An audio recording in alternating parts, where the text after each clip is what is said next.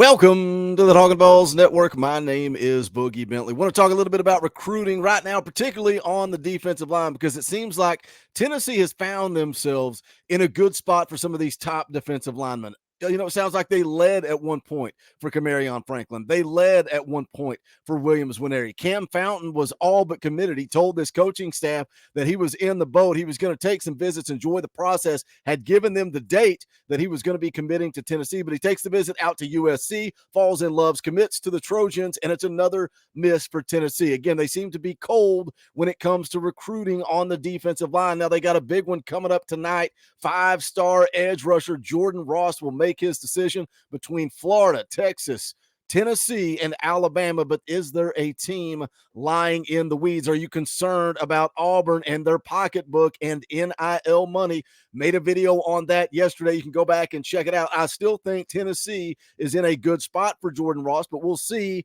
if they can close this one out. We're going to be live tonight, 7:15 p.m. Eastern time, taking you all the way up to the commitment of Jordan Ross. Now, if Tennessee lands Jordan Ross, he will be the second highest kid committed in this class of 24, only behind 5-star wide receiver Mike Matthews. If you look at where Jordan Ross is graded, he's the 34th best player in the country, just right on the verge of getting that 5th star. So this is a big one tonight. Tennessee needs to get that momentum back in this class of 24. Like I said, seems like a lot of misses here lately, and we can talk about the reasons why. Is it NIL? What's the problem? Can we not close?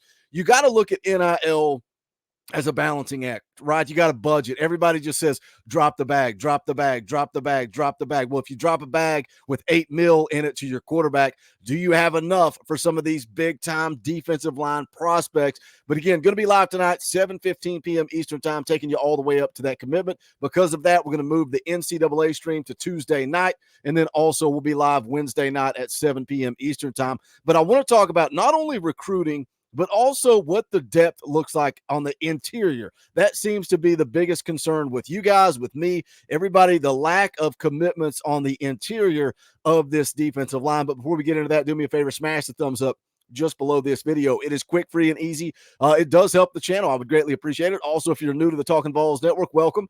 We're not experts. We're not insiders. We're not media. We don't talk at you. We talk with you here. We take information from all over the place about Tennessee football. We come here and we talk about it. That's what it's all about, for the fans, by the fans. We are a passionate group right here on the Talkin VAWLS Network. So if you enjoy the content, make sure you subscribe. Click that bell for notifications. You won't miss out when we go live or when we drop a video. Tons and tons and tons of content coming your way. Live streams getting ramped up next week as we head into the first game against Virginia. I'm ready to talk some football instead of just recruiting. But today, we're going to talk a little bit more recruiting. And, we talk about NIL, right? And the rumors out there about Williams Nwaneri. I don't know what's true. I just know what I've seen and what sounds maybe close to accurate. I don't know.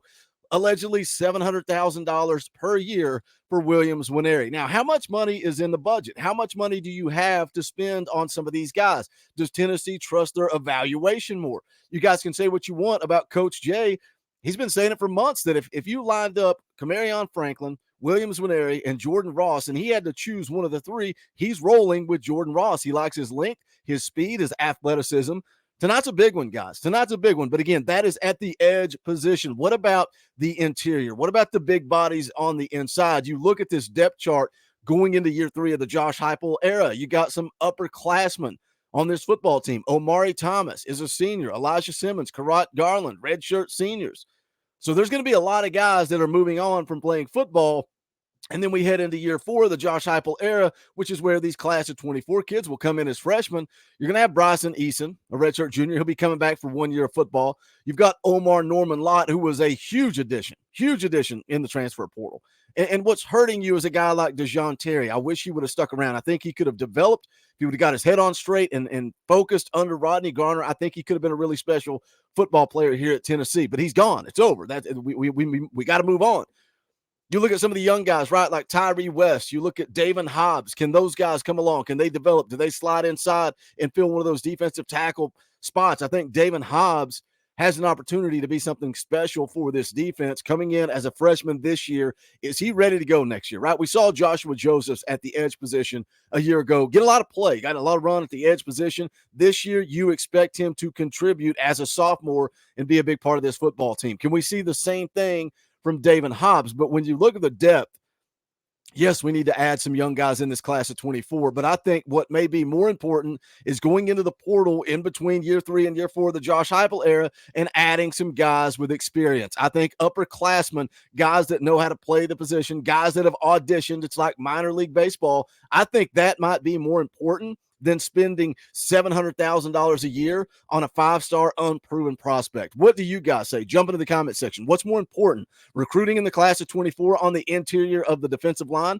or being able to use that money and go into the portal and bring somebody in that can contribute? I think that very well could be a part of this. Very well could be a part of it. But Tennessee does have a couple of targets out there that they're looking at on the interior. Of course, we know the edge, again, Jordan Ross tonight, Danny Okoye coming up later. But a guy that I want to talk about just briefly here that Tennessee is recruiting, they are in on, and that is 3-star defensive lineman Nasir Smith. And I get it. 3-star you. Here we go. Well, this is what happens when you miss on some of your priority targets. You've got to come down the recruiting board and you got to hope, you got to trust that your evaluation is on for a guy like Nasir Smith. You can see there on the screen, 6'4", 290 pounds, but he's actually down 30 pounds from a year ago, more likely around 260, 265 right now. Plays for the highest level of high school football in Georgia. So what's that worth? A 3-star playing at the highest level, and he's going to have a lot of eyeballs on him this year. A lot of eyeballs. Said he plans to play all across the defensive front for Grayson this fall, but everything that I've read said that Tennessee projects him to play at the defensive tackle position. You got to look at the offer list, right? 3-star guy who's offered Florida, Georgia, USC, Tennessee, LSU, Michigan, Auburn, Kentucky, South Carolina. Who's recruiting him the heaviest right now?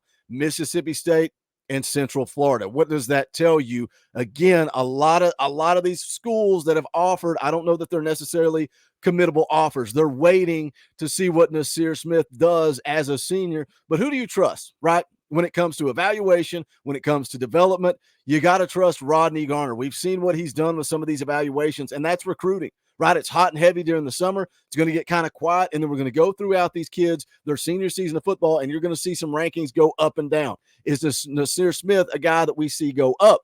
You look where he's graded right now. If you look at the class of 24, who Tennessee has committed, he would fall in line exactly where their other 2 defensive tackle prospects are at. Jeremiah Hurd and Carson Gentle, both 3-star prospects, both graded around 86, 87.